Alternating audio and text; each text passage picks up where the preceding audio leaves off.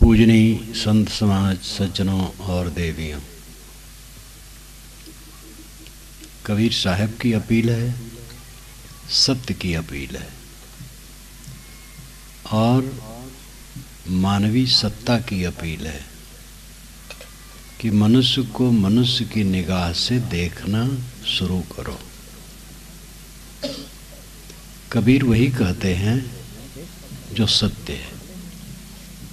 कबीर पंथ की बात नहीं कहते हैं। कबीर साहब का मुख्य ग्रंथ बीजक है। बीजक आप पढ़िए, कहीं कबीर पंथ शब्द नहीं है। और कबीर साहब के नाम से ग्रंथावली का संग्रह है विद्वानों द्वारा, उसमें भी कबीर पंथ का नाम नहीं है। कबीर साखी नाम का ग्रंथ है, उसमें भी कबीर पंथ का नाम नहीं है। वे पंथ की बात नहीं करते हैं, किसी रूढ़ मान्यता की बात नहीं करते हैं, किंतु सत्ता की बात करते हैं। हम क्या चाहते हैं? हमारा अपमान न हो, तो हम दूसरे का अपमान न करें। तलवार लेकर के किसी का गला काटना पाप है, और किसी के मन में ये बैठा देना तुम नीच जाति के हो, इससे बड़ा पाप है।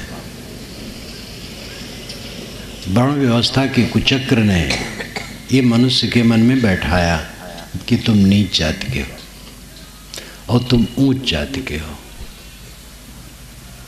ये धारणा बिल्कुल झूठी है। जाति एक है, मनुष्य। दोपहर में मैंने कहा था, जाति का अर्थ होता है पैदा होना। जाति संस्कृत भाषा का शब्द है और इसका अर्थ ही होता है पैदा होना। दुनिया में मानव की एक जाति है, दो जाति नहीं। काला, गोरा, लाल, ये तीन रंग के प्रायः लोग होते हैं, जिसको समाजशास्त्रियों ने यूरोपाव, मंगोलाव, निग्रोसम नाम दिया। जो गोरे रंग के होते हैं उनको यूरोपाव में कहा है, जो लाल रंग के होते हैं उनको मंगोलाव कहा है, और जो काले रंग के होते हैं उनको निग्रोसम कहा है। लेकिन ये जलवायु के कारण है, इनकी मौलिकता में कोई अंतर नहीं है।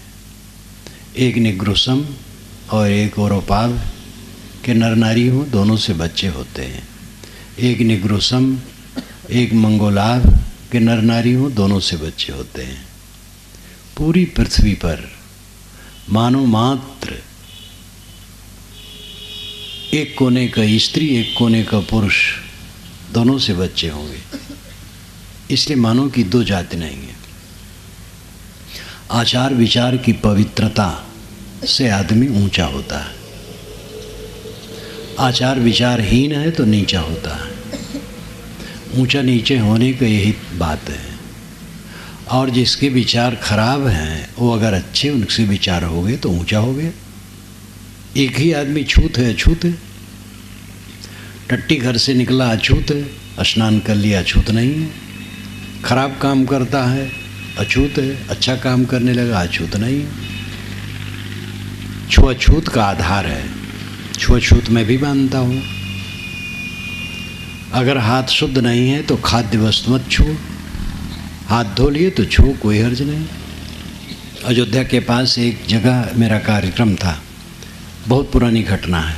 एक कुएं पर मैं नहा रहा था, एक लड़का आया पानी भरने के लिए, जवान। तो एक सज्जन खड़े थे, अरे रुक जाओ, तुम रुक जाओ। मैंने कहा क्यों रोकते हो?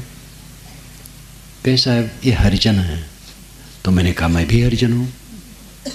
हरिजन एक, तुम दुर्जन हो, हटो यहाँ से। तो हंसने लगे। राजस्थान में था, ठंडी का महीना था, बरामदे में बैठा था, बहुत से लोग बैठे थे, बिस्तर बिछा था। आंगन लिपा पोता था, आंगन में धूप थी, सामने ही एक युवक आया, बंदगी करके वहीं बैठ गया। मैंने कहा तुम इधर आ जाओ। कहा नहीं साहब यहीं ठीक है। मैंने कहा आ जाओ।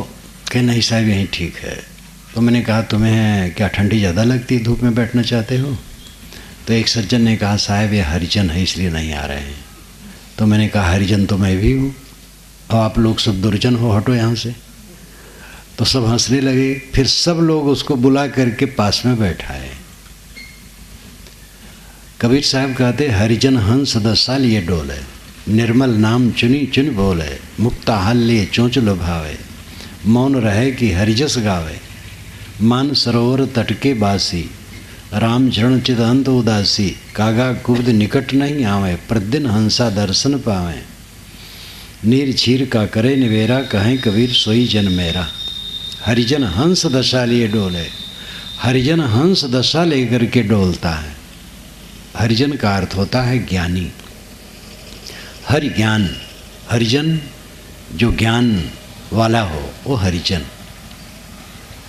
हरि विष्णु जो विष्णु का भक्त हो। विष्णु कौन है? जो सब में प्रविष्ट हो। विष धातु से विष्णु शब्द बनता है। सब घट में बैठा हुआ आत्मा विष्णु है, ये विष्णु भगवान है। देखो यहाँ विष्णु, विराट विष्णु भगवान बैठा है। लोग कहते ईश्वर के दर्शन नहीं होते, हमें रात दिन ईश्वर के दर्शन होते, चारों तरफ ईश्वर ईश्वर। ये देखो इतने ईश्वर यहाँ बैठे हैं, देवी देवता मिल करके विराट स्वरूप भगवान। अब इनको ईश्वर नहीं मानते हो। कौन ईश्वर है? मिट्टी की पिंडी, पत्थर की पिंडी, या शून्य आकाश।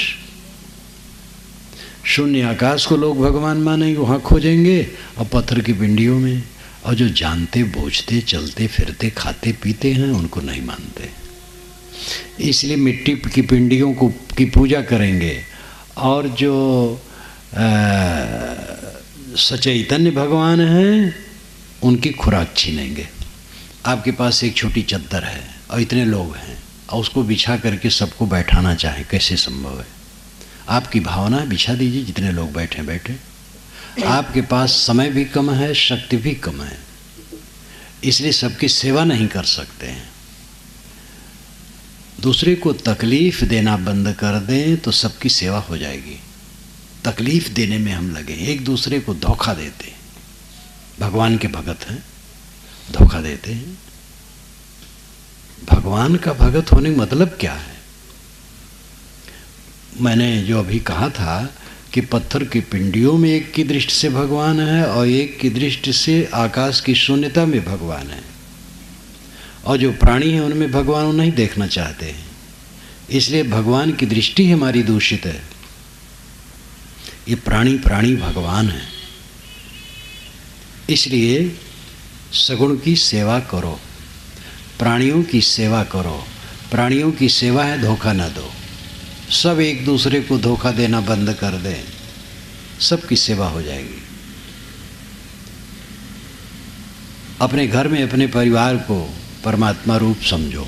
अपने घर में प्राय नहीं होता है, दूसरे घर लोग उदार हो जाते हैं। दूसरे घर जाएंगे तो वहाँ के बूढ़े बच्चे स्त्री पुरुष सबसे हंस हंस के बात करेंगे, प्रेम से बात करेंगे, खूब गिल गिला हो जाएंगे। अपने दरवाजे पर आएंगे तो पारा चढ़ जाएगा, सबसे गरम गरम बोलेंगे।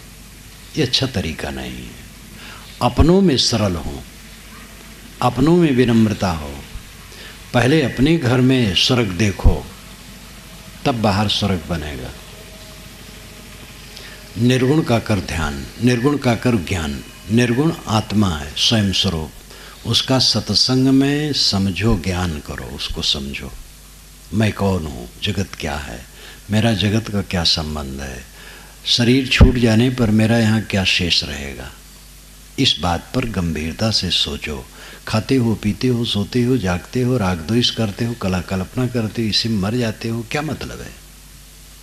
क्यों कमाते हो? खाने के लिए। क्यों खाते हो? जीने के लिए। क्यों जीते हो? इसका पता नहीं। बड़ी वीरता 2-4 बच्चे पैदा कर लिए, उनको पाले पोसे, उनसे लड़े झगड़े और मर गए। कौन सा फायदा हुआ जीवन का? गृहस्थी है, बच्चे हो जाते हैं, कोई बात नहीं, बच्चे हो गए तो पालो पोसो, अच्छे संस्कार दो। और जिनके बच्चे न हो दुखी न हो। जिनके बच्चे नहीं होते वो कहते हम निर्वंशी हैं, अभागा हैं। ये माताएं ज़्यादा कहती हैं। किसी के बच्चे न हो तो उनको बहुत व्यंग करती हैं। एक बुढ़िया को मैंने सुना, उसने कहा बहनी आज हम निर्वंशिन का मुँह देखें सुबह तो 2 बजे तक पानी नहीं मिला। निर्वंशिन बहुत अशुभ होता है। तो वंश वाले को देखो, सुकरी 12-12 बच्चे एक बार में देती, उसके दर्शन करो। और मुर्गी जब अंडे देने लगती तो रोज 1 अंडा देती, उसके दर्शन करो। दीमक रानी हजारों अंडे देती है और उनके दर्शन करो। और साधुओं के दर्शन कभी न करो, ये वज्र निर्वंशी हैं। इसलिए साधुओं से कभी न मिलो। अरे तुम बच्चे हो जाते हैं तो पालो पोसो, क्या करोगे? पालो पोसो, अच्छे संस्कार दो, एक ड्यूटी हो गई।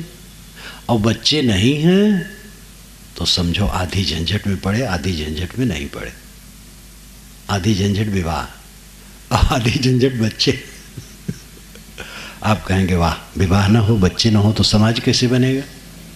आपकी बात मैं मानता हूँ, लेकिन मेरी बात आप भी मानिए कि विवाह में पड़े आप झंझट में पड़ गए। अब आधी झंझट हुई और बच्चे नहीं हुए तो आधी झंझट बच गई, प्रकृति ने बचा दिया। तो साधना में लगो, आपका समय, आपकी शक्ति सब साधना में लगे, कल्याण करो। क्यों रोते हो? तो जीवन का फल क्या है?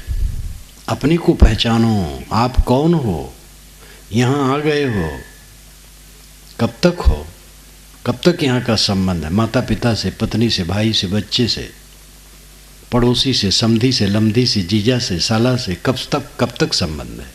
अपनी मानी हुई देह से कब तक संबंध है? क्या नहीं देख रहे हैं आसपास के लोग उठ के जा रहे हैं? सब जा रहे हैं, सारे मित्र चले गए। जो जन्मे हम संग उतो सब स्वर्ग सिधारे, जो खेले हम संग काल तिन्हू का हमारे, हम हूँ जर्जर दे निकट ही दीसत मरिबो, क्यों जो सरिता को तीर वृक्ष को तुच्छ उखरिबो। हमारे साथ जो जन्म लिए थे वो बहुत मर गए, जिनके साथ हम खेले थे उनमें भी बहुत लोग चले गए। हमारा शरीर भी जीर्ण हो गया है। नदी के किनारे लगा हुआ वृक्ष अब गिरा हो रहा है, इतने पर भी होश नहीं है। जागो, अपने को पहचानो, आप कौन हो। आप स्त्री पुरुष नहीं हो, ब्राह्मण शूद्र नहीं हो, हिंदू मुसलमान नहीं हो, और आप काला गोरा नहीं हो। आप शुद्ध चेतन हो, शुद्ध आत्मा हो, केवल शुद्ध ज्ञान स्वरूप आत्मा। इसी को परमात्मा कहते हैं, परमात्मा अलग नहीं है। ऋषियों ने वेदों में प्रार्थनाएं खूब की हैं, देवताओं की प्रार्थनाएं। उनके देवता हैं उषा, अश्वनी, दधिक्रा, अग्नि, मरुत, वरुण, रुद्र, सविता, सूरज। प्राकृतिक शक्तियों को उन्होंने देवता मान करके प्रार्थनाएं की हैं। और फिर ये भी कहा है एकम सद विप्रा बहुधा वदन्ति, एक ही सत को विप्र लोग अनेक प्रकार से कहते हैं। तो जहाँ पर ये मंत्र है वो एक सत सूर्य को कहा गया है। सूर्य सबसे बड़ा देवता है, इसलिए सूर्य में टकटकी लगा करके देखते रहना ये परमपद कहा गया, विश्व कहा गया, क्योंकि वो सूर्य विश्व है, क्योंकि उसकी किरणें सब में प्रवेश करती, इसलिए वो विश्व है। परंतु आगे चल करके सोचा गया कि वो तो जड़ है, इसलिए आत्मा विष्णु है। अब आत्मा सब में प्रविष्ट है। वैष्णव वह है जो सब में प्रविष्ट आत्मा का आदर करे, वो विष्णु है, वैष्णव है। मेरी एक पुस्तक छपने वाली है, वैष्णव, विष्णु और वैष्णव कौन। छोटी सी पुस्तक है, एक प्रवचन है, अब छप जाएगी 1 महीने में। विष्णु और वैष्णव कौन। भारत माता एक 30 वर्ष की युवती, उसके हाथ में तिरंगा खड़ी रहती है चित्र में, उसको भारत माता कहते हैं, वंदे मातरम लोग लिखा रहता है। अब कोई उसी चित्र को टांग करके आरती करे और कहे मैं भारत की पूजा करता हूँ, भारत का सत्कार करता हूँ, तो भोला है। भारत माता का आदर है कन्याकुमारी से कश्मीर, पंजाब से बंगाल तक के लोगों के प्रति आदर भाव। इसी प्रकार शंख चक्र गदा पद्मधारी सांवला एक विष्णु भगवान का चित्र कोई पूजा करे कि मैं कहे कि मैं वैष्णव हूँ, वो भोला है। वैष्णव वह है जो प्राणी मात्र को विष्णु समझे, सबके प्रति हमदर्द हो, वो वैष्णव है। और विष्णु सब में प्रविष्ट। वेद में आता है इदम विष्णु विचक्र में त्रेधा निदते पदम समूढ़ मत्स्य पांसुरे। ऋग्वेद में 24 बार 3 कदम रखने की बात आती है विष्णु की। विष्णु ने 3 कदम रखा। 12 बार आता है उर्क्रम और उर्गाय शब्द लेकर।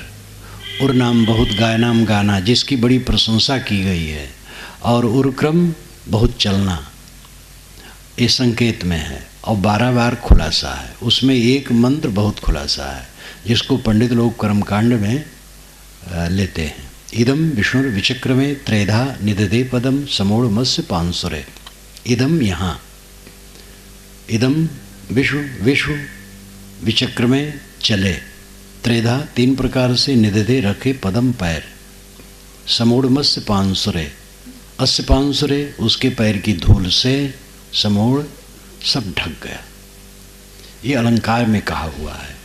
इसका अर्थ यास्क मुनि ने अपने निरुक्त में कहा है। आज से 2800 वर्ष पूर्व यास्क मुनि हुए हैं।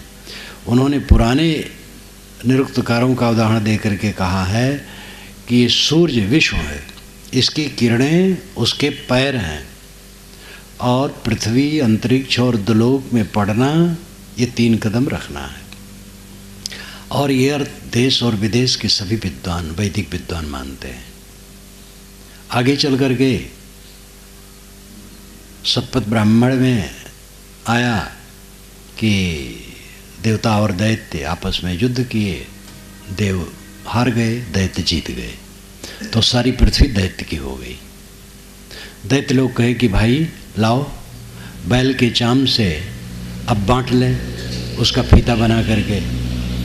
तो देवता लोग कहे कि ये लोग सब बांट लेंगे, हम कहाँ रहेंगे, चल करके हम लोग भी मांगें। तो देवता लोग गए, कहे कि हमें भी कुछ ज़मीन दे दीजिए रहने के लिए। तो दैत्यों को बड़ा असमंजस हुआ कि भाई इनको भी देना पड़ेगा। तो दैत्यों ने कहा अच्छा आपका विष्णु जितने में लेट जाए उतनी ज़मीन ले लो। तो विष्णु छोटा छोटा था तो लेट गया, लेकिन वो फैलते पूरी पृथ्वी में हो गया, तो पूरी पृथ्वी देवताओं की हो गई। ये पहली कहानी आती है सतपथ ब्राह्मण में। इसके बाद 52 पुराण बना 10,000 श्लोकों का, और उसमें बहुत विस्तार से कहा गया कि विष्णु 52 बन गए और बलि को छल लिए, जमीन सब ले लिए। फिर बलिछलन विष्णु का एक नाम ही हो गया। वेदों में जो अलंकारों में कहा गया और बहुत बढ़िया विचार था, पुराणों में गड़बड़ कर डाला गया है। वेद का कोई देवता चरित्रहीन नहीं है, सब चरित्रवान है। और पुराण का देवता शायद कोई चरित्रवान हो, क्योंकि लेखक जैसा होता है अपना भगवान बनाता है। सारे भगवान और सारे देवता मनुष्य के रचे हुए हैं। अगर शाकाहारी भक्त है तो शाकाहारी उसका भगवान है। किसी भगवान शराब भी पीता है, क्यों? भगत लोग ऐसा करते हैं। तो आदमी अपने ढंग से सब बनाता है। ऐसे आदमी की आदमियत को हम नहीं समझ पाते हैं। ज्ञान विज्ञान का स्रोत कहाँ है? पानी का स्रोत, तेल का स्रोत, रत्नों की खान, पत्थरों की खान है पृथ्वी पर। लेकिन क्या ज्ञान का स्रोत कहीं है? ज्ञान की कहीं खानी है? ज्ञान की खान मनुष्य है, और मनुष्य को तुच्छ कहा गया है। ये सबसे बड़ा अपराध है। सारी किताबें मनुष्यों की बनाई हैं, सारे मजहब मनुष्य के चलाए हैं, और सारे महापुरुष केवल मनुष्य हैं। ये वास्तविकता है। लेकिन अपने संप्रदायों को प्रचारित करने के लिए लोगों ने अपने महापुरुष को अवतार या पैगंबर कहा है, अपनी किताब को ईश्वर रचित कहा है। और अपने मजहब को ईश्वर प्रदत्त कहा है और इसीलिए दूसरे को नास्तिक और काफिर कहा है। ये मानवता के विरुद्ध है। जब तक आदमी में ये विवेक नहीं जगेगा कि सब कुछ मानवीय है, तब तक सांप्रदायिकता का जहर खत्म नहीं हो सकता है। कबीर साहब सदैव इसके खिलाफ थे। कबीर साहब एकदम मानवतावादी थे। वे अलौकिकता नाम की चीज़ ही नहीं मानते थे। कोई मनुष्य अलौकिक है, गलत बात है। कोई किताब अलौकिक है, गलत बात है। कोई मजहब अलौकिक है, गलत बात है। सब मानवीय है और यही तथ्य है। यह कबीर की बात नहीं है, सत्ता की बात है, तथ्य की बात है। अगर एक किताब आकाश से आई होती तो उसको सबको मानना पड़ता। भारत सरकार के कानून को पूरे भारतवासी को मानना पड़ता है। भारत आज़ाद होने के पहले सबका अधिकार सब दिशा में नहीं था। आज़ाद होने पर ऐसा कानून बना कि सबका अधिकार सब दिशा में है, सबको मानना पड़ा। लोकसभा भवन में और विधानसभा भवन में वर्ण व्यवस्था के पक्षधर भले बैठे हों, लेकिन वे मानवतावादी कानून बनाने के लिए विवश हैं और जनता मानने के लिए विवश है। पहले धड़ाक से कहा जाता था ये अछूत हैं, और कोई किसी को अछूत कह दे कुछ नहीं होता था। आज किसी को अछूत कह करके तिरस्कृत करो तो आप जेल जा सकते हो। अंतर्जातीय शादी पहले नहीं थी, इसलिए कोई अंतर्जातीय शादी करे तो दंडित हो सकता था। आजकल अंतर्जातीय शादी कानून बन गया है तो कोई दंड नहीं है। एक को मैं जानता हूँ, एक संपन्न आदमी, उनकी लड़की एक युवक से मोह कर ली उसने और वो रात में भाग गई। अब वो लड़का शायद शेड्यूल कास्ट का हो या बैकवर्ड का हो, जैसा लोग कहते हैं। वो सज्जन के एक राजा, बड़े राजा, पहले के राजा थे लेकिन आज भी नेता हैं, उनको फ़ोन किए तो बहुत गर्मी से कि उसको पकड़ो और ये करो वो करो, लेकिन वो दोनों सावधान थे, पहले ही पुलिस में इतला कर दिए। तो कई थानेदार गए, उनके घर के बच्चों को छोड़कर स्त्री पुरुष सबको लाके जेल में डाल दिए, क्योंकि अंतर्जातीय शादी कानून है। अगर 18 वर्ष से ऊपर लड़के हैं तो वह शादी कर ली, आप रोक नहीं सकते हैं, ये कानून है। तो पूरे भारत में सबको मानना पड़ता है। ये तो मैंने उदाहरण दिया। कोई भी कानून है सरकार ने बना दिया तो उस देश को सबको मानना पड़ता है। ऐसे अगर कोई किताब आकाश से आई होती तो मानव मात्र को उसको मानना पड़ता, ऐसा कुछ नहीं है। इसलिए हम लोगों का कर्तव्य है सभी के किताबों का आदर करें और जितनी शक्ति हो पढ़ें, गुने मनन करें और सबसे सार लें। कबीर साहब का दोहा आप जानते हैं, साधु ऐसा चाहिए जैसा सूप सुभाए, सार सार को गहरे थोथा दे उड़ाए। साधु सज्जन वह प्रशंसनीय है जो सूप स्वभाव का हो। सूप में रख करके वस्तु फटकी जाती है, सार रह जाता, भूसी उड़ जाती है। ऐसे विचार करके सोचो, कहा गया है तो किस लहजे में कहा गया है, वो यथार्थ है कि रोचक है कि भयानक है। रामायणी लोग रामचरितमानस में भी आत्मविलास, चित्तविलास, रमाविलास, बुद्धिविलास अर्थ मानते हैं। बुद्धिविलास जोजन 3-3 के काना, कुंभकर्ण के 3-3 योजन के कान थे, तो 12-12 किलोमीटर, 13-13 किलोमीटर में एक एक कान था। जोजन एक मूछ रही ठाड़ी, एक जोजन तक मूछ खड़ी थी, 12 किलोमीटर। तो ये सब बुद्ध विलास, चित्त विलास, रमा विलास, जहाँ श्रृंगार रस आया है, रमा विलास। राम को वाल्मीकि ने खूब रुलाया है सीता वियोग में, गोस्वामी जी ने भी रुलाया है, थोड़ा रुलाया लेकिन रुलाया है। मैं मानता हूँ राम ऐसा नहीं रो सकते। वे पेड़ पौधों से पूछते हैं, जानवरों से पूछते हैं।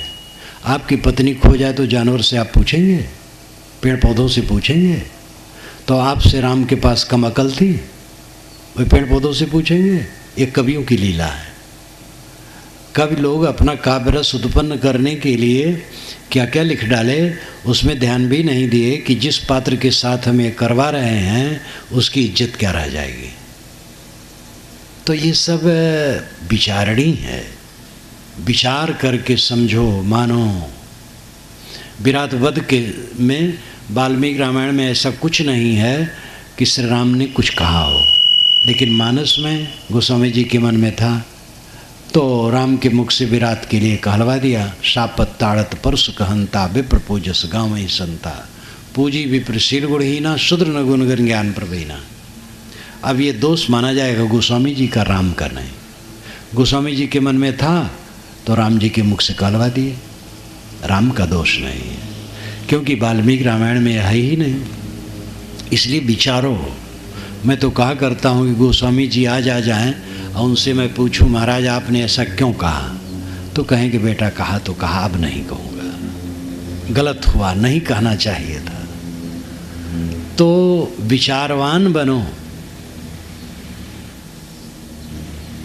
वेद का वचन है, वेद के ऋषि भी वे चलनी का उदाहरण देते हैं। शक्त में उतितना पुनंतो यत्र धीरा मनसा वाचम कृत, अत्रा सखाया सख्यान जानते भद्रीशाम लक्ष्मीर निहितादिवाज। सक्त में तितौना सक्तुम सत्तु, सत्तु के समान तितौना नाम चालो वाणी को। वेद में सत्तु की चर्चा कई बार है, चिवड़ा दही की चर्चा नहीं। गोस्वामी जी ने चिवड़ा दही की चर्चा अपने मानस में राम विवाह में करवाया है, वाल्मीकि ने नहीं करवाया है। काव्य बनते हैं समय समय से। गोस्वामी जी ने ऐसा भी बाजा बजवा दिया जो मुसलमानी ज़माने में प्रसिद्ध था। तो घूंघट काढ़ना गोस्वामी जी ने सीता के लिए करवा दिया है, वाल्मीकि रामायण में कहीं घूंघट नहीं है। तो ये जो ग्रंथ बनते हैं देश काल से प्रभावित होते हैं। विचारवान बनो, विवेकी बनो, छानो। वेद के ऋषि स्वयं कहते हैं शक्ति में उतितोना, सत्तु के समान तितौना नाम चालना। तितौ कहते हैं चलनी को। चलनी से जैसे आटा चला जाता है, सत्तू चला जाता है, वैसे विवेक से वाणी को छान लो। प्रार्थना का विकास ध्यान में होना चाहिए। प्रार्थना ही करते करते रह गए। प्रार्थना तो द्वैत का होता है और अंतिम स्थित अद्वैत है, कैवल्य है, अकेलेपन में है, निर्वाण में है, कल्याण में है। इसलिए ध्यान की प्रक्रिया यहाँ बढ़ी और प्रार्थना घट गई। है सब परिवार एक, लेकिन विभेद बढ़ाते बढ़ाते लोग बहुत बढ़ा डाले। हिंदू मुसलमान का झगड़ा और राजनेता लोग तो और देश को नरक कर रहे हैं। ये अपने वोट के लिए चाहे जो करने को तैयार हो जाते हैं। पहले कहा जाता था अंग्रेज लोग का नीति थी उनकी, फूट डालो राज करो। आज काले अंग्रेज हमारे देश में हैं और फूट डाल के राजनीति कर दें। कहीं हिंदू मुसलमान का झगड़ा उठाते हैं, कहीं बैकवर्ड फॉरवर्ड का उठाते हैं, कहीं सवर्ण अवर्ण का उठाते हैं। ये सवर्ण अवर्ण बैकवर्ड फॉरवर्ड हिंदू मुसलमान सब बकवास है। मनुष्य मनुष्य मनुष्य मात्र से प्रेम करने की आवश्यकता है, तब देश का कल्याण होगा। राष्ट्रीय भावना का अर्थ क्या है? राष्ट्र में रहने वाले सभी के लिए हमदर्द होना। एक वर्ग के लिए हमदर्दी ये राष्ट्रीय भावना नहीं है। ये सब सत्य की बात है। ये चाहे कबीर की अपील को हो, चाहे सत्य की अपील को, बात एक है। कबीर आज से 500-600 वर्ष पूर्व ये चाहे थे कि मनुष्य मनुष्य से मिले तो जात न पूछे, क्योंकि जात मनुष्य एक है और कोई किसी को अछूत न कहे। आचार विचार जहाँ उसका मिले व्यवहार ले, नहीं न ले, स्वतंत्रता है। आज वो कानून बन गया है। ये कबीर विचारों की सच्ची विजय है। ये कबीर के विचारों की सच्ची विजय नहीं है, किंतु सत्ता की विजय है, मनुष्यता की विजय है। कबीर वही कहते हैं जो सत्ता में आवश्यक है, जो चाहिए। रूढ़ की बात वो कहते ही नहीं। परमात्मा की खोज बहिर्मुख हो करके ऋषियों ने खूब प्रार्थनाएं की, अन्य लोगों ने की, लेकिन खोजते खोजते अंत में बाहर भटकना भर रहा। अपने में लौटना हुआ। प्रत्यक्ष, परोक्ष और अपरोक्ष, ये तीन बातें ध्यान दीजिए जरा इस पर। प्रत्यक्ष, परोक्ष और अपरोक्ष। प्रत्यक्ष 5 ज्ञानेंद्रियों से जो प्रतीत होता है, अपरोक्ष है जो मन की अवधारणा है, और अपरोक्ष है जो प्रत्यक्ष परोक्ष से ऊपर अपने आप में है। प्रत्यक्ष, परोक्ष, अपरोक्ष। सारा संसार प्रत्यक्ष में डूबा है। जो देखते हैं, सुनते हैं, सूंघते हैं, छूते हैं, इन्हीं सब में सब डूबे हैं। घर द्वार, धन संपत्ति, मठ मंदिर, जो कुछ पसारा जगत का ये प्रत्यक्ष है। इसी को सत मान करके सब इसी में डूबे हैं। कुछ लोग इससे घबराते हैं, जिनको थोड़ा आत्मचिंतन होता, मैं कौन हूँ, जगत क्या है, आखिर कब तक संबंध है, चित्त व्याकुल होता है, तो ये प्रत्यक्ष से मन हटता है। देखते हैं कि भोगते भोगते संतोष न मिला, बाल बच्चों से सुख की कल्पना की, बाल बच्चों से भी सुख नहीं मिला। बाल बच्चों को दोष नहीं है, वो बेचारे सुख कहाँ से ला के दे देंगे, वो स्वयं सुखी नहीं है, सबका चित्त असंतुष्ट है। एक सुंदर युवक और युवती जा रहे हैं, चमकते हुए कपड़ा पहने, आप समझेंगे वो सुखी है। क्या उनके मन में असंतोष नहीं है? क्या उनके मन में पीड़ा नहीं है? क्या उनके मन में काम, क्रोध, लोभ, मोह, राग, द्वेष नहीं है? सुखी कहाँ है? भ्रम है कि सुखी है। एक युवती को देख करके युवक समझता उसमें सुख है और उससे मिलना चाहता है, और युवती युवक को देख करके आकर्षित है कि उसमें सुख है, उससे मिलना चाहती है। अगर युवती के शरीर में सुख है तो अपने सुख को लेकर के वो सुखी रहती, युवक के प्रति आकर्षित क्यों होती? युवक के शरीर में सुख होता तो अपने शरीर के सुख को लेकर सुखी रहता, युवती में क्यों आकर्षित होता? दोनों को भ्रम है और दोनों भटक रहे हैं। न युवती के शरीर में सुख है, न युवक के शरीर में सुख है। ये सबका अनुभव है, आप स्वयं अनुभव कीजिए। आप भी युवक युवती रहे, जो यहाँ बूढ़े बैठे हैं वैसे भी युवक युवती कभी रहे और एक दूसरे में आकर्षित हुए, लेकिन सुख पाए? बिलबिलाना रहा, तृष्णा रही, भटकाव रहा, चित्त की क्षीणता रही, मलिनता रही, पश्चाताप रहा, पीड़ा रही, और वो सब के परिणाम में केवल पीड़ा पीड़ा पीड़ा पीड़ा, जीवन भर पीड़ा भोगो, दुख दर्द भोगो। मन का असंतोष सबसे बड़ी पीड़ा है और ये भोगों से दूर नहीं होता है। तो प्रत्यक्ष से कुछ जिज्ञासु, कुछ संस्कारी जीव उबियाते हैं और कहते कुछ इसमें रखा नहीं है। तब वे परोक्ष में खोजते हैं, कोई परमात्मा होगा, कोई ब्रह्म होगा, कोई ऐसा होगा जो हमारा दुख दूर करे। हमारे में वो शक्ति होती तो हम स्वयं दूर कर देते, हमारे में दुख होता ही नहीं, इसलिए हम तो दुखी हैं। कोई हमारा तारक हो सकता है, तो खोजते हैं, लोगों से पूछते हैं, किताबों में पढ़ते हैं और भटकते हैं कोई भगवान के लिए, तो ध्यान करते हैं, चिंतन करते हैं, कीर्तन करते हैं, कुछ मानते हैं, कोई आकार गढ़ते हैं, साकार निराकार किसी प्रकार, और कुछ करते हैं तो संसार से उनका मन थोड़ा हटता है, प्रत्यक्ष से हटता है। तो प्रत्यक्ष से हटने से उनको कुछ संतोष होता है। अब उनका मन स्त्री या पुरुष में नहीं ले जाना चाहते, अपना मन भोगों में नहीं ले जाना चाहते, चमक दमक में नहीं ले जाना चाहते, कहते सब बेकार है, परमात्मा में लगाओ। अब परमात्मा का रूप जैसे समझ पाते हैं, जैसे किताबों में पढ़े हैं, जैसे सुने हैं, वैसे कुछ गढ़ करके पूजा पाठ ध्यान चिंतन करते हैं, तो उनके मन में थोड़ा थोड़ा संतोष होता है, लेकिन पूरा संतोष नहीं होता है, क्योंकि परमात्मा अभी तक नहीं मिला। अच्छे अच्छे महात्मा रो रो के मर जाते हैं कि परमात्मा नहीं मिला।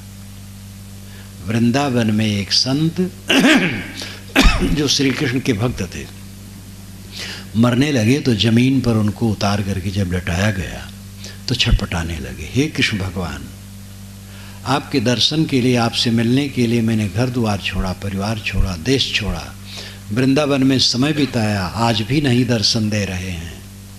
तो उनके एक शिष्य ने कहा, गुरुदेव ये शरीर वृंदावन है, आत्मा कृष्ण भगवान है, कहाँ आप भगवान खोज रहे हैं? तो उन्होंने कहा कोई है नहीं, इसको बाहर करें, कि उनको पक्का निश्चय था कि कृष्ण भगवान मिलते हैं। जो लोग शरीर छोड़ के चले गए हैं कभी नहीं मिलेंगे, ना श्री कृष्ण मिलेंगे, ना श्री राम मिलेंगे, ना कबीर साहब मिलेंगे, ना ईसा मिलेंगे, ना कोई मिलेगा। एक बड़े शहर में रहा तो एक भक्त अपने घर ले गया तो कहा महाराज मुझे कबीर साहब के दर्शन हुए हैं। तो मैंने कहा मैं तो आपका दर्शन पाके कृतार्थ हो गया। तो नाखुश हो गया, बूढ़ा था, अब मेरी उम्र कम थी तो नाखुश होने को उसका अधिकार था, उम्र भी बड़ी मानी जाती है। मेरे विचारों को जानता था, मेरी किताबें पढ़ता था और बारंबार कहता था आप कबीर साहब को भगवान नहीं मानते हैं, आप ठीक नहीं करते हैं। तो कहा महाराज मैं कबीर साहब का दर्शन किया हूँ। तो मैंने कहा मैं तो आपका दर्शन पाके कृतार्थ हो गया। तो व्यंग समझा, व्यंग मैंने किया ही। कबीर साहब कैसे आएंगे? कबीर साहब शरीर छोटे, इतने दिन हो गए, कैसे आएंगे? तो ये सनक पागलपन, किसी का दर्शन नहीं होना है और दर्शन जो होगा रूप होगा। ये चक्षुषा न पश्यति एन चक्षुंस पश्यति तदेव ब्रह्मत्वम विद्यनेदम यदमुपास्ते। आंखें जिसको नहीं देखती हैं, जिससे आंखें देखती हैं उसको तू ब्रह्म जान। आंखों से देख करके जिसकी तू उपासना करता वो ब्रह्म नहीं है। आंखें जिसको देखती वो ब्रह्म नहीं है, किंतु जिससे आंखें देखती वो ब्रह्म है। तो किससे देखती हैं? आत्मा से। ये आत्मा ब्रह्म है। इसी प्रकार हर इंद्रिय के लिए निषेध किया गया। गोस्वामी जी पूरे रामचरितमानस में जो उनके महाराज राम के पास आया है सबको श्री राम के सौंदर्य में मोहा दिए। विभीषण आया तो वो गदगद हो गया, महाराज राम के आंख नाक कान सब देख देख करके मार गदगद हो गया, खूब गदगद कराए हैं। लेकिन जब खास बात कहे तब कहे देखी सुनी गुनी मन माही मोह मूल परमारथ नाही। गो गोचर जहाँ लग मन जाई सो सब माया जाने हो भाई। गो इंद्रियां गोचर विषय जहाँ तक मन जाए सब माया है। इसलिए देखी सुनी गुनी मन माही मोह मूल परमारथ नाही। अब यहाँ सत्य बात कह दिए, यहाँ सब कट गया। महाराज राम सुंदर रहे होंगे, सब लड़के सुंदर रहते हैं जवान लोग, राजा के लड़के थे और थोड़ा सुंदर रहे होंगे, लेकिन उनकी सुंदरता 10 वर्ष में ढीली हो गई होगी। जब वे वनवास से लौटे होंगे तब तो उनके बाल काफ़ी पक गए होंगे, चाम में सिकन आ गई होगी, मोटी मोटी नसें निकल आई होगी। कृष्ण भगवान कैसे हुआ होगा? लेकिन भगवान बनाने के बाद दाढ़ी मूँछ छुड़ा दी जाती है और बुढ़ापा ख़त्म कर दिया जाता है, सुंदर सुंदर नौजवान बना के रखा जाता है।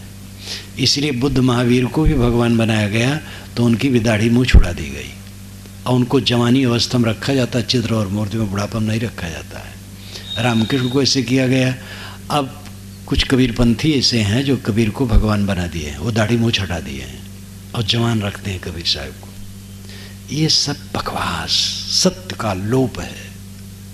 शरीर जिसका बनेगा बदलेगा, परिवर्तित होगा। इसलिए जिसको आप देखते हैं वो तो दृश्य है, जड़ है। तो प्रत्यक्ष से हट करके आदमी परोक्ष में लगता है। जब अपरोक्ष का बोध होता है, इंद्रियां शांत, मन शांत, तब स्वयं रह गया। ये अपरोक्ष है। कठोपनिषद में कहा गया यदा पंचावतिष्ठन्ते ज्ञानानि मनसा सह बुद्धिश्चाना विचेष्टतामाहु परमाम गतिम। जब 5 ज्ञानेंद्रिय मन और बुद्धि शांत हो जाते हैं, ये परम गति है। इंद्रियों से जो देखते सुनते हो, इंद्रियों को शांत कर लो, फिर मन को शांत कर लो, मन से जो कल्पना कर दो भी छूट जाए, तब स्वयं सत्ता रह गई। ये विष्णु भगवान है। शेष साई विष्णु भगवान है। आप सुने होंगे विष्णु भगवान शेष पर सोते हैं, शेषनाग पर। शेष कहते बचे हुए को। बचा हुआ कौन है? जो सारे संकल्पों को छोड़ दे, वो स्वयं आत्मा बच गया। इस स्थिति में जो विश्राम करे वो विष्णु भगवान है। जो मन के संकल्पों को त्याग करके आत्मस्थ हो जाए, आत्मलीन हो जाए, वो विष्णु भगवान है। ये सब सारे शब्दों के अर्थ है, वैज्ञानिक हैं, आध्यात्मिक हैं, रूपक है। रूपक में लोग अटक जाते हैं। विष्णु बाहर खोजते हैं, विष्णु बाहर कहीं नहीं मिलेगा। बाहर सगुण रूप में विष्णु है। देखो ये विष्णु भगवान बैठा है, ये प्रत्यक्ष विष्णु भगवान बैठा है। ये सगुण की सेवा करो और निर्गुण का ज्ञान करो और ध्यान सगुण निर्गुण से ऊपर है। सगुण में सेवा है, निर्गुण में ज्ञान है, दोनों में ध्यान नहीं है। ध्यान दोनों से ऊपर है। जब आप इंद्रियों का बर्ताव करेंगे, लोगों से व्यवहार करेंगे, सेवा करेंगे, इसमें ध्यान नहीं होगा। और जब आप विचार करेंगे कि मैं आत्मा हूँ, शुद्ध चेतन हूँ, तो ये विचार होगा, ज्ञान होगा, इसमें भी ध्यान नहीं होगा। जब इंद्रियां भी ठप हो गई और मन भी ठप हो गया, तब ध्यान होगा। ध्यान एक आधार बिंदु में मन को इकट्ठा करना पहला ध्यान कहा जाता है। अंतिम ध्यान है विचार को समाप्त कर देना। असली ध्यान वही है। सांख्य सूत्रों में कपिल जी महाराज ने कहा है, ध्यानम निर्विषयम मना। ध्यान का अर्थ है मन का निर्विषय हो जाना। विषय नाम पदार्थ, कुछ न सोचना ध्यान है। जब सोचेंगे तो पदार्थ दिमाग में आएगा, कुछ न सोचना ध्यान है। लेकिन ये सहज नहीं है, इसलिए पहले ऐसा करो, अपना चित्र किसी अच्छे विचार में, अच्छे आधार बिंद में रोको। बैठो, आंख बंद कर लो, स्थिर होके बैठ जाओ और अपने चित्त को किसी आधार बिंदु में ठहराओ। किसी महापुरुष में अगर आपका प्रेम है तो उनके चित्र को मन में ले लो, उसी मन ठहराओ। या आंखें बंद करो, बंद आंखों में अंधकार या प्रकाश जो दिखाई दे उसी में मन को ठहराओ। अपनी तरफ से कल्पना कुछ न करो। बंद आंखों में जो दिखाई दे उसी में मन को ठहराओ। अंधकार, प्रकाश, ज्योति, चिंगारी जैसी, बादल जैसा, जो भी दिखाई दे केवल उसी में मन को ठहराओ। ये दृष्टि योग है। स्वर योग, सांस आती है जाती है अपने आप, सांस पर मन ठहराओ, बारंबार सांस पर मन ठहराओ। ये स्वर योग है। एक बिंदु की कल्पना कर ली, मस्तिष्क में, कंठ में, हृदय में, कहीं भी चमकता हुआ बिंदु, उसी में मन को ठहराओ। ये बिंदु योग है। नाद योग, दोनों कानों में उंगलियां डाल ली और धुन सुनाई देने लगी। अंदर में नसों की झनकार है, धुन सुनाई देने लगी, उसी में मन को ठहराओ। ये नाद योग है। ये सब मिला करके बाहरी साधन है। इसको संप्रज्ञात समाधि कहा जाता है। प्रज्ञात समाधि है कुछ न जानना, असंप्रज्ञात कुछ न जानना। संकल्प शांत हो गया तो कुछ नहीं जानता है। ये बहुत ऊंचा है। जब पूर्ण अनासक्ति होगी और अभ्यास होगा तब ये फलेगा। कोई भी साधना सफल क्यों नहीं होती है? क्योंकि अनासक्ति नहीं है। प्राणायाम और व्यायाम ये दोनों साधना में क्या सहयोगी हैं? व्यायाम बहुत जरूरी है। शरीर के अंग मुड़ने चाहिए, शरीर में श्रम आवश्यक है। जो फावड़ा चलाते हैं, हल चलाते हैं, मेहनत का काम करते हैं, उनको व्यायाम की ज़रूरत नहीं है। पूरा शरीर उनका गतिशील रहता है। लेकिन और बाकी लोगों को चाहिए कि वो व्यायाम करें। व्यायाम, ये देवियाँ हैं, कितनी देवियाँ हैं घर में बैठी बैठी बस वहीं सड़ रही हैं। कुछ काम कर लेती हैं कुछ, लेकिन वो जितना चाहिए गति शरीर में नहीं होती है, तो नई नई बीमारियां घेरती हैं। दिन भर में कम से कम 2 बार थक जाओ, व्यायाम करके, घूम करके, दौड़ करके। इसलिए और शरीर ठीक रहेगा तो साधना भी बनेगी, सब कुछ ठीक रहेगा। इसलिए व्यायाम, योग, ये सब अच्छा है। आजकल योगा जिसे कहते हैं, शारीरिक योग, तो वो सब ठीक है। प्राणायाम भी उसी में है। प्राणायाम का अभिप्राय है एक विशेष ढंग से नाक से प्राण को छोड़ना और लेना। ये स्वास्थ्य के लिए बहुत हितकर है। कुछ समय तक मैं तो प्राणायाम 14 वर्ष की उम्र से करता हूँ। पहले वैदिक ढंग से, वैदिक प्रक्रिया से करता था, संध्योपासना। 18 वर्ष की उम्र में कबीर साहब का बीजक मिला और उसके अनुसार फिर सहज समाधि में आ गया। उसमें भी मैं प्राणायाम अपने ढंग से करता हूँ, अभी भी करता हूँ। तो प्राणायाम की बहुत जरूरी है। श्वास प्रश्वास की क्रिया, प्राणायाम विधि विधान से करो या सहज करो। विधि विधान से अंगूठे से दबाना और बाएं से धीरे धीरे सांस खींचना, फिर दोनों उंगलियों से इसको दबा लेना और रोके रहना, फिर अंगूठा उठा लेना, इससे धीरे धीरे निकालना, और अथवा अब बीच में रोके रहना। तो रेचक और पूरक, रेचक पूरक, कुंभक और रेचक, खींचना पूरक है, रोकना कुंभक है और छोड़ना रेचक है। इस ढंग से करो, नाक न पकड़ो, ऐसे बैठो, पलथी मार के बैठो और सीधा बैठो, और सांस को, गहरे सांस को लो और छोड़ो धीरे धीरे। ये प्राणायाम है। तो प्राणायाम स्वास्थ्य के लिए अच्छा है। फेफड़े में शुद्ध हवा जाती है और अंदर की हवा निकलती है, तो हृदय के लिए, फेफड़े के लिए, रक्त शुद्धि के लिए बहुत जरूरी है। और ध्यान करते समय ये करो, ध्यान में और सहायक होगा। वैसे हर समय जब जब ध्यान करो तब तब प्राणायाम की ज़रूरत नहीं है, लेकिन प्राणायाम दिन भर में एक बार तो जरूर कर लेना चाहिए, खाली पेट में करना चाहिए। ये सब ध्यान में सहयोगी इसलिए हैं क्योंकि व्यायाम से शरीर ठीक रहता है, तो ठीक शरीर से ही साधना संभव है, और प्राणायाम से भी ठीक रहता है। और ध्यान में तो प्राणायाम करने से ऐसी क्रिया होती है कि जिससे चित्त स्थिर करने में सरलता होती है। निर्विकल्प समाधि में जाने में तब प्राणायाम की जरूरत नहीं है। संकल्प शांत साधक, जो समर्थ साधक है, जिसकी आसक्ति क्षीण है, कहीं कोई आसक्ति नहीं, समझता सब माटी माटी है। यही समझने में फर्क है। नहीं समझते, हम भ्रम में हैं। हमारा शरीर क्या है? माटी है। कपड़ा ऊपर से लपेटा है, माटी है। घर द्वार माटी है, सबका शरीर माटी है। ये खंबे, सामियाना, सब माटी है, सब माटी है। और कुछ दिन में ये सब माटी हो के रहेगा।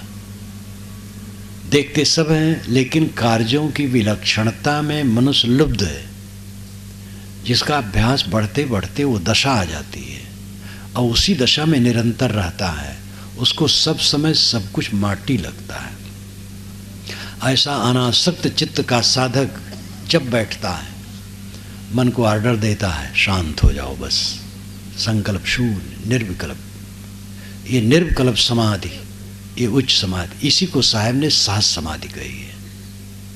किसी में अमुक की कल्पना नहीं करना है, किसी का हाथ पैर का ध्यान नहीं करना है, और कुछ नहीं, ज्योतिनादि बिंदु कुछ नहीं। सहज हो जाओ, सहज तुम आत्मा हो, अपने आप रह जाओ। शंकराचार्य स्वामी ने भी कहा है, यथा यथा प्रत्यगवस्थितम मन तथा तथा मुंचति बाह्य वासना निशेष मोक्षे सति वासनानाम आत्मानुभूति प्रतिबंध शून्य। यथा यथा, जैसे जैसे, प्रत्यगवस्थितम मन, प्रत्यक अवस्थितम मन, जैसे जैसे मन अंदर में स्थिर होता जाएगा, तथा तथा मुंचति बाह्य वासना, वैसे वैसे बाहरी वासनाएं छूटती जाएंगी। निशेष मोक्षे सति वासना नाम, सारी वासनाएं एकदम छूट गई। आत्मानुभूति प्रतिबंध शून्य, फिर आत्मा प्रतिबंध शून्य अवस्था का अनुभव करेगा कि कोई बंधन नहीं है। जब मन सब तरफ से अनासक्त है तो मुक्त ही है। और समाधि में संकल्प शून्य हो गया, वो विदेह मोक्ष का एक प्रकार का अनुभव है। देह में है और फिर भी सब शांत है। छोड़ना तो शरीर सबको है, कोई बचेगा नहीं। चाहे मुक्त होके छोड़ो, चाहे बंद करके छोड़ो। प्याज मिर्चा जूता खा करके रुपया दो, चाहे पहले दो। एक कहानी है, दो आदमियों ने एक सेठ से 100 रुपये लिए और कहा कि 1 महीना में लौटा देंगे। तो महीना पूरा हुआ, एक ने लौटा दिया, दूसरा बड़ा चतुर था, वो नहीं लौटाया। साल भर के बाद सेठ पकड़ पाया उसको, तो खंभे में बंधवा दिया। कहा रुपया दो तब छोड़ेंगे, तो नहीं छोड़ेंगे। उसने कहा रुपया नहीं है, तो कहा 600 प्याज खा लो तो मैं छोड़ दो रुपया। कहे धरो, हम खा लेंगे। लेकिन 2-3 प्याज खाया, फिर परेशान हो गया। कहा सेठ जी नहीं खा पाएंगे। तो कहे 600 मिर्चा खा लो, हम छोड़ देंगे। कहे रखो, तो मिर्चा रखा। 1-2 खाया, वो परेशान हो गया। कहा सेठ जी नहीं खा पाएंगे। तो कहा 600 जूता खा लो, हम छोड़ दें। तो सोचा इसको खाना तो है नहीं, साना है। पेट के बले लेट गया, पीठ पर जूते पड़ने लगे। जब 20 जूते पड़े तो दिमाग ठंडा हो गया। तो कहा सेठ जी 100 जूते में तो हम मर जाएंगे, हम पैसा मंगाई देते हैं। पैसा मंगा दिया, दे दिया। क्या मतलब हुआ? पहला वाला समझदार था, पहले दे दिया। प्याज भी खाए, मिर्चा भी खाए, जूते भी खाए, रुपया भी दिए।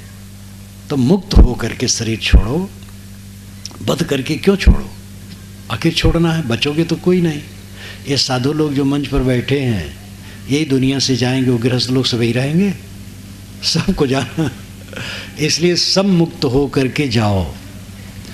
बुढ़ापा तो जीवन मुक्ति के लिए ही है। बुढ़ापा है, जीवन मुक्त हो जाओ, अनासक्त। बाल बच्चे घर में हैं तो उनको सौंप दो काम और साधना में लगे रहो। बाल बच्चे नहीं हैं तो झंझटे नहीं है, बस साधना में लगो। जिस किसी प्रकार साधना में लगो और शरीर छोड़ने के पहले इस संसार को छोड़ दो, अनासक्त हो जाओ।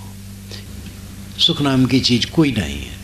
गोस्वामी जी ने भी कहा, अनविचार रमणी सदा संसार भयंकर भारी, सम संतोष दया विवेक ते व्यवहारी सुखकारी। बिना विचार करने से संसार रमणीय लगता है। अनविचार रमणी सदा भयंकर भारी, ये भारी भयंकर है संसार। हाँ, सम संतोष दया विवेक से व्यवहार करो तो चित्त शांत होगा और सुखी होगे। सुख इंद्रियों के भोगों में नहीं है, सुख विश्राम में है, चित्त के विश्राम में है। चित्त में कोई झटका ना हो, नींद आपकी खुले और चित्त में कोई राग द्वेष कलह कल्पना वैर विरोध हानि का झटका न लगे। और दिन भर आनंद से अपना काम करो, पूजा पाठ करो, ध्यान चिंतन करो, जैसे आप मानते हो वैसा कुछ धर्म का काम करो, व्यवहार का काम करो और दिन भर खूब खुश खुश रहो। और रात में बिस्तर में जाओ और सुख से सो जाओ। इस प्रकार सुख से सो, सुख से जागो और सुख से जियो और सुख से मरो। ये जीवन का फल है। मरने न भूलो। लोग कहते महाराज सुख से जियो कहो, मरे न कहो, जबकि वो पक्का है। लोग विवाह का दिन याद करना चाहते, जन्मदिन याद करना चाहते, मौत का दिन नहीं। मौत का दिन पर्व का दिन है। कबीर साहब ने कहा, जय मरने से जग डरे मेरे मन आनंद, कब मरी हो कब पाई हो पूरन परमानंद। मैंने दोपहर में कहा था कि मर जाना क्या बुरा है, बड़ी नींद है मर जाना। और नींद में सब सुख मानते हैं और बड़ी नींद में कौन सी तकलीफ है। जब आप गाढ़ी नींद में रहते हैं कोई तकलीफ नहीं रहती है, शरीर छूट गया कोई तकलीफ नहीं। लेकिन जब वासना छूट जाए पहले, नहीं तो वासना फिर रगड़ेगी। इस वासना को छुड़ाने के लिए सत्संग करो, भक्ति मार्ग में लगो, ज्ञान मार्ग में लगो और वैराग्य को मत भूलो। वैराग का अर्थ यही नहीं है कि जो घर छोड़ दिए ही वैराग करे, सबको वैराग करना है। अंत में लंगोटी तो सबको पहनना है और गंगा किनारे सबको जाना है।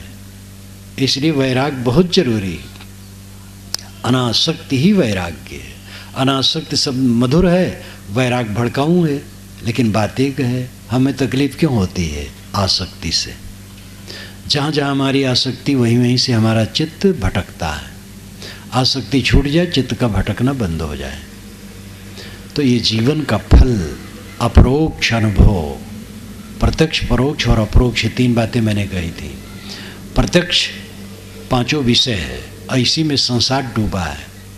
और परोक्ष मन की अवधारणा है, कहीं ईश्वर परमात्मा देवता लोक लोकांतर होगा। तो प्रत्यक्ष से हट करके उधर मन लगाते हैं तो थोड़ा सा आनंद आता है, लेकिन भटकना बंद नहीं होता है जब अपरोक्ष का बोध होता है। प्रत्यक्ष इंद्रियों से प्रतीतमान जगत, इसमें सुख नहीं है। और परोक्ष मन की अवधारणाओं में भी सुख नहीं है। जब प्रत्यक्ष इंद्रिय विषय शांत हो गया और परोक्ष मन की अवधारणा भी शांत हो गई, तब स्वयं शेष रह गया। इंद्रिय का व्यापार शांत हुआ, मन का व्यापार शांत हुआ, तो अपने आप अपरोक्ष रह गया। ये अपरोक्ष ही सच है। आप परमात्मा हैं, आप ब्रह्म हैं, आप राम हैं, आप खुदा हैं, आप गाड हैं।